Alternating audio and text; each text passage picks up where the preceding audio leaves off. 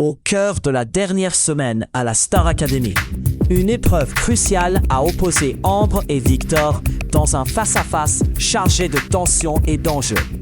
Il ne s'agissait pas simplement d'une confrontation artistique classique, mais d'une décision lourde de conséquences. Choisir qui, parmi eux, aurait le privilège de sélectionner la chanson à interpréter lors du prochain Prime.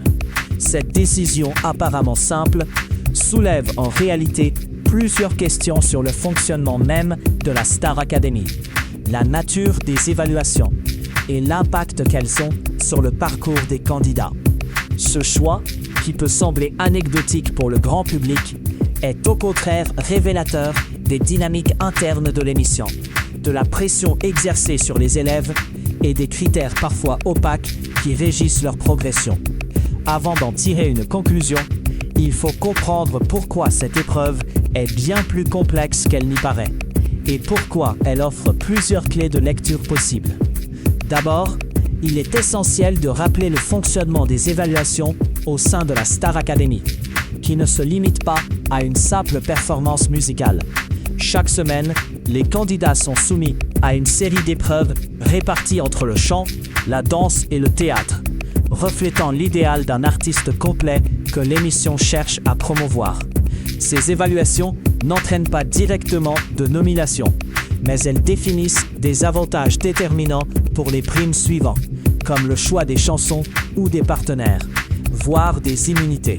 Ce système crée une forme de compétition constante, où chaque prestation est scrutée non seulement pour sa qualité artistique, mais aussi pour la capacité des candidats à s'adapter, à se dépasser et à convaincre un jury souvent renouvelé. Dans ce contexte, Ambre et Victor se sont retrouvés face à trois artistes de renom, Matt Pokora, Leo Walk et Vincent de Dienne. Un jury inédit qui introduit lui-même une nouvelle dynamique dans les critères d'évaluation.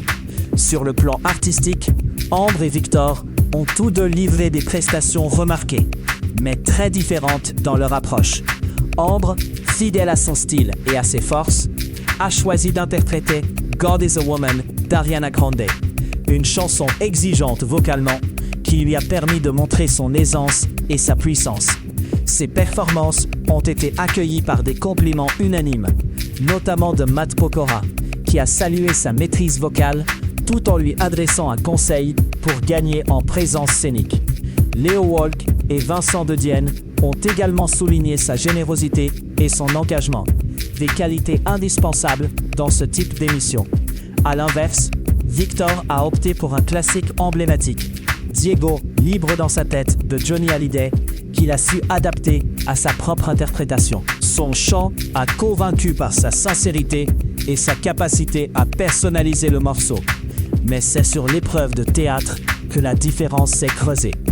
Contraint d'improviser un monologue pour justifier une absence dans un festival de cirque, Victor a proposé une excuse simple et courte, consciente de ses limites, ce qui a clairement affecté l'appréciation de sa prestation. Même si les membres du jury ont reconnu son talent, cette performance théâtrale insuffisante a pesé dans la balance. À ce stade, deux lectures s'imposent pour interpréter cette situation. La première, la plus immédiate, est celle d'une évaluation purement artistique et méritocratique. Dans ce cadre, Ambre apparaît comme la candidate la plus complète et la mieux préparée, capable d'exceller dans plusieurs domaines et de séduire un jury exigeant. Son avantage pourrait donc être perçu comme une juste récompense de son travail et de sa constance. Un encouragement à poursuivre sur cette voie et une reconnaissance de son potentiel pour la finale. La seconde lecture s'inscrit davantage dans une logique institutionnelle et stratégique, où la production joue un rôle déterminant dans le déroulement de la compétition. Le choix d'un jury inédit, la nature des épreuves imposées et les critères parfois flous qui président à la sélection des avantages peuvent être vus comme des outils pour orienter le récit de l'émission, maintenir l'intérêt du public, voire influencer le destin des candidats. Dans ce contexte, l'avantage accordé à Ambre ne serait pas uniquement une question de mérite, mais aussi de dramaturgie et d'équilibre des forces en présence. Pour approfondir cette analyse, il faut revenir précisément sur le déroulé des événements. Le face-à-face entre Ambre et Victor s'est déroulé en 3 temps, selon les règles établies depuis le début de la saison. Le chant, la danse et le théâtre. Si les 2 candidats ont su défendre leur voix, c'est surtout leur capacité à s'adapter et à gérer la pression dans les autres disciplines qui a pesé. Ambre, bien que critiquée sur certains aspects de son jeu scénique, est restée constante dans ses prestations, tandis que Victor a montré ses limites, notamment lors de l'improvisation théâtrale. Cette épreuve, souvent sous-estimée par le public, est pourtant un révélateur important de la polyvalence et de la résilience des élèves. Par ailleurs, le choix du jury, Matt Pokora, artiste reconnu pour sa rigueur et son expérience, Léo Wolk, jeune talent prometteur, et Vincent De Dienne, comédien et humoriste, a introduit une pluralité de regards, mêlant exigence technique et sensibilité artistique.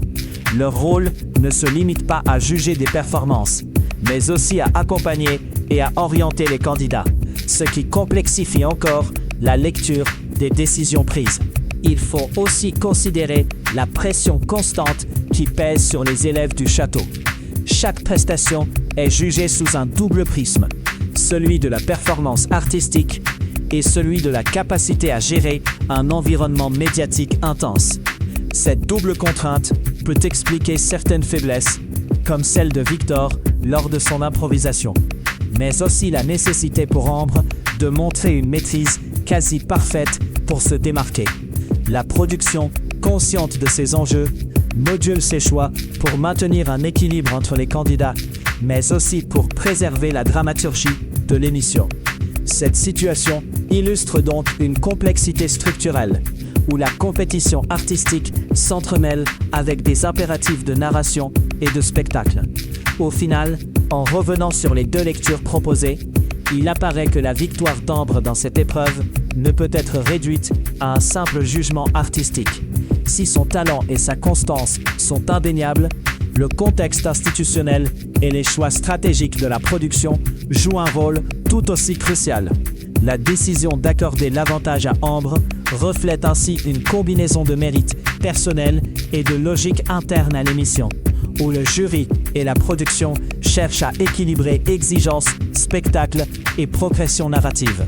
Cette situation révèle que la Star Academy ne fonctionne pas uniquement comme un concours de chant, mais comme un dispositif complexe mêlant évaluation artistique, gestion de la pression médiatique et construction d'une histoire collective à destination du public. Cette analyse ouvre des perspectives intéressantes pour la suite de l'émission. Si Ambre bénéficie de ce privilège, cela pourrait renforcer sa position en vue de la finale et modifier la dynamique entre les candidats restants. Pour Victor, cette étape souligne les défis à relever pour s'imposer pleinement dans tous les domaines exigés par la compétition. Plus largement, cette situation illustre les tensions permanentes au sein de la Star Academy, entre performance individuelle et impératifs collectifs, entre spontanéité artistique et scénarisation médiatique. Ces enjeux auront sans doute des conséquences sur la manière dont les élèves aborderont les prochaines épreuves et sur la façon dont la production orientera le récit jusqu'à la dernière soirée. Si vous souhaitez suivre de près cette aventure et comprendre en profondeur les coulisses de la Star Academy, n'hésitez pas à vous abonner à la chaîne pour ne rien manquer des prochaines analyses. L'émission, loin d'être un simple concours, continue de dévoiler ses multiples facettes, invitant à une réflexion attentive sur la nature même du spectacle et de la compétition artistique aujourd'hui.